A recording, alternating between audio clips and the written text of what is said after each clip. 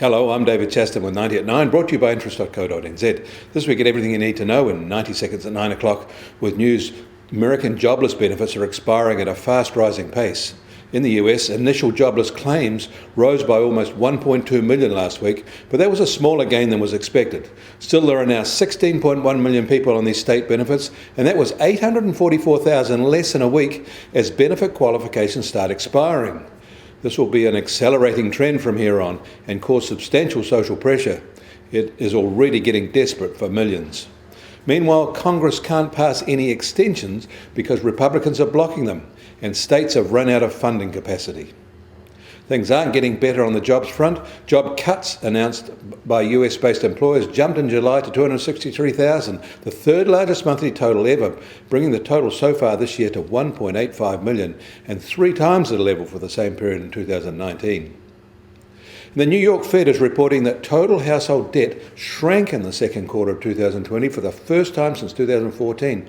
Overall, it fell $34 billion, but it was a $76 billion drop in credit card balances that drove the contractions.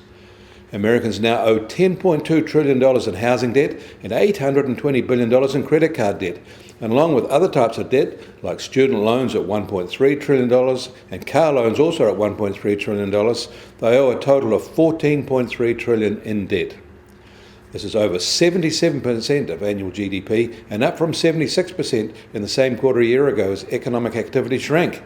It is the first time this metric has risen since 2009. And the Central Bank of China has criticised the low interest rate policies of its Western counterparts, saying these policies have not had the intended benefits and the spillover effects on developing countries are not positive. And the Philippines is the latest Asian nation to report a sharp recession in the second quarter of 2020. After a small but unusual fall in the first quarter, it has reported a 16% further fall in the second quarter. In Australia, the economic costs of the Victorian pandemic outbreak are being felt everywhere, including in the Canberra budget. And in Melbourne, the big end of town has pressured the state government into a raft of restriction backdowns.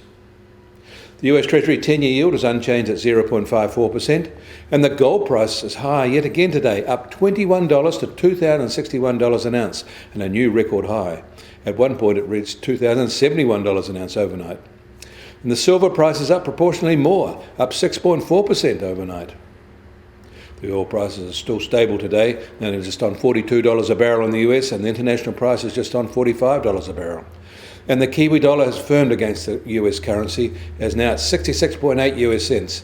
Against the Australian dollar, we're lower at 92.3 Australian cents, and against the euro, we're down to 56.1 euro cents. That means our trade-weighted index is now a little firmer at 69.6, but broadly where it was this time last week. I'm David Chaston. That was 90 at 9, brought to you by interest.co.nz.